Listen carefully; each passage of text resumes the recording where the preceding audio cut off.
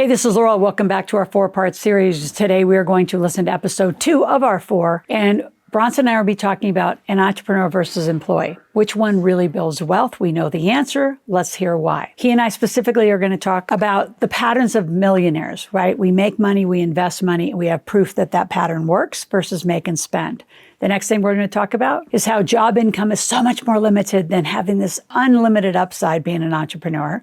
And then lastly, what kind of business can you start today if you need cash and you need fast cash? It's service-based, not product-based. It's not an invention, and you're not having to raise capital. So let's get to some revenue quickly.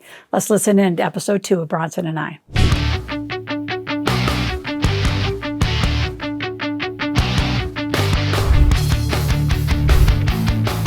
One of the things that I find really interesting is, most millionaires, you kind of touched on this. A lot of people think in our culture that millionaires are kind of like you're either born a millionaire or not. But the facts are, 86% of millionaires, according to Fidelity Investments, the 2019 study showed that they actually are self-made. They figured out they were learnable, teachable things. And so when you talk about the millionaire maker, it reminds me, I'm writing this book called Rich Brain, and it's basically the mindsets around that. But what have you found kind of are the things that allow people kind of the building blocks that help people to become millionaires? Is it mindset first? Is it they take the actions first? Like, what do you see kind of helps people to get there? The speed, because my promise is 3 to 5 years. And I did the whole mindset stuff, obviously coming out of the Bob world. And I was also Dr. Phil's money expert. So coming from that kind of trajectory of being taught mindset, how you think and how you be is how you do, and how, right? I'm like, So I started this whole thing. My second book, when McGraw-Hill hired me, they hired me to do a 3-part series. So Millionaire, and then the Cash Machine is how do you build a 7-figure business, which creates enough of the income that you go invest. Yeah. And so the simple answer is most people are trained to make and spend, and they don't ever leave that pattern. Millionaires make and invest. They know the power. They're not scared of debt. They understand debt's just the cost of money. So, if I can get 0% money, and I don't care if it's $1 million and I go $1 million in debt and I can make 15, 18%, I'm in. So we arbitrage debt just like a bank does. So we use all the strategies that are available. And so what I found in my Cash Machine book, I started in 2007, a very interesting workshop. And it kind of evolved over about 3 or 4 or 5 months where I put people in a room and just was teaching them how to make money. Marketing, sales, the ask, right? How do you even open your mouth and say, my name's Loral, I'm a money expert. How can I help you, Nate, with money? And then Nate would tell it and I would sell him like right now, I call it fast cash. How do you make money in the matter of minutes? And as it got more refined by up to 6 months, I was guaranteeing that if you came to my room, it was called 3 days to cash. In 3 days, I guarantee you will walk out with money or you get your money back. And I'll tell you, that took off. It took off all over the world. I took that to 6 of the 7 continents because it's so much about marketing, sales, talk, track the story, the problem you're solving. Who are you? Are you a service provider, not a salesperson? It became a 17-year run. It was the biggest run of our life. It was crazy. Wow. I went to Australia and in one day made $1 million in sales. And I'm like, all right, I'm onto something. Is teaching people how to make money. And I spent a lot of time there. But then, to make millionaires, they have to invest. So then I came back over and then I did, off Wall Street assets because that's what I believe in. And so the Wealth Cycle book is all about the alternatives, not just the stock market. So how do you fast track their learning? Because what you just described is a lot. So for somebody walking into it's a little overwhelming. Doesn't know marketing, has never invested, never has taken on. You're going to walk out of here with $1 million, Nate. You're going to walk out of this call with $1 million. They're not going to walk out with $1 million, but if they walk out with 10 or 15, they might criticize them, say, well, it's only $10 or $15, or it's $1,000. And some people, like one person, the most ever made in the room was one person wrote, I think, 20-something thousand dollars in 3 days. Nice. But she was already up and running, and she just took a few angles and a few strategies of how do you bundle, how do you package. So we would do content, then everybody's up, basically practicing their pitch. So I go to Nate, my name's Loral, I'm a money expert, blah, blah, blah. And then you go back to me. It was very focus grouped. But what I found is that when people say, oh, I have a money issue, but they have money in their pocket, I don't care if it's a small amount. They have to reconcile that they don't have a money issue. They have a knowledge issue and they have a skill issue. So then let's refine your skills to do the skills of millionaires, right? And be an entrepreneur. And entrepreneur skill sets are 3 things that are not taught. My son has a master's in accounting. My daughter's right now, she's headed to Flagstaff this fall. Then I'm an empty nester. I've been parenting for 26 years, but who's counting? They're like, oh my gosh, you're going to be like an empty nester. I'm like, I can't wait. Oh my God. I don't have to get up at 6:30, get somebody packed for lunch. off for breakfast. Like, I got to do whatever I want. They're like, Mom, you should be so excited. I said, oh, I can't wait. Anyway, my point is my kid's very highly educated. And my son says today, right, becoming a CPA, he's got one test left. He said, I've never been taught anything you teach. So he ended up taking me to Georgia Southern, Jacksonville University.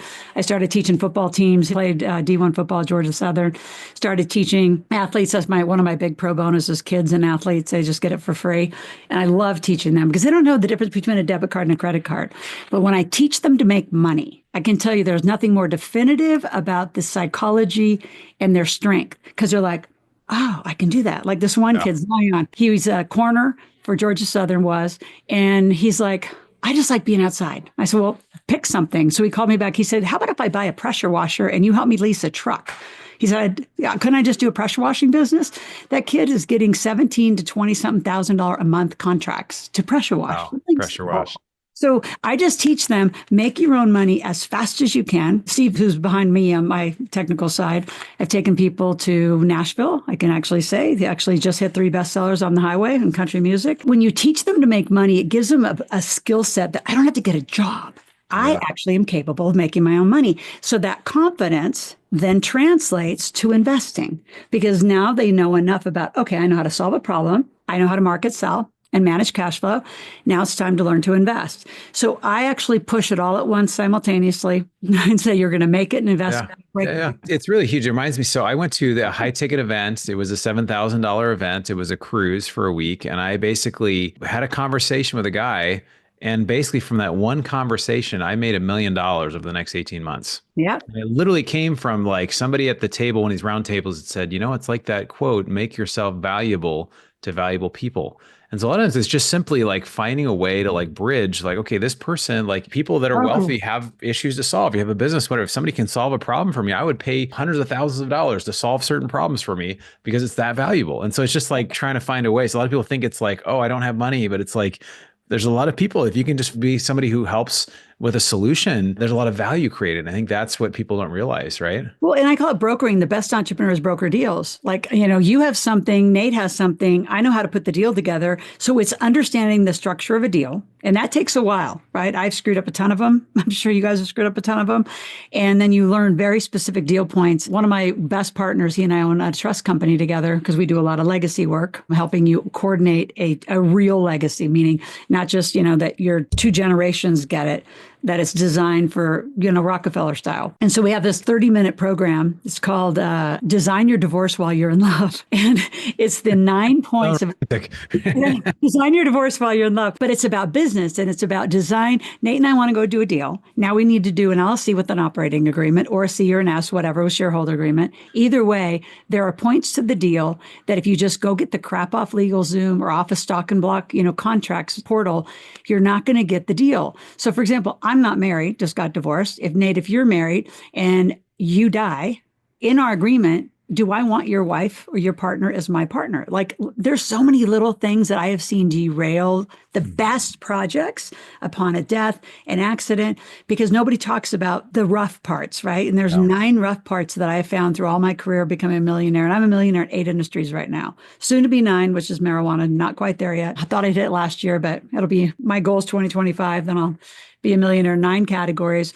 And every one of those deals is why I've learned it. And I've watched my students just screw up and end up in a big battle. So, if I think about the deals, and I'm curious about you guys. I mean, I would say that bad partners, bad deals, unbalanced, unrisk, prorated, I'd say deals are the ones that don't work. So if somebody walks away from a table, I call it a 360, and Nate clearly has the upper hand, over time, Bronson and I, we're going to go away.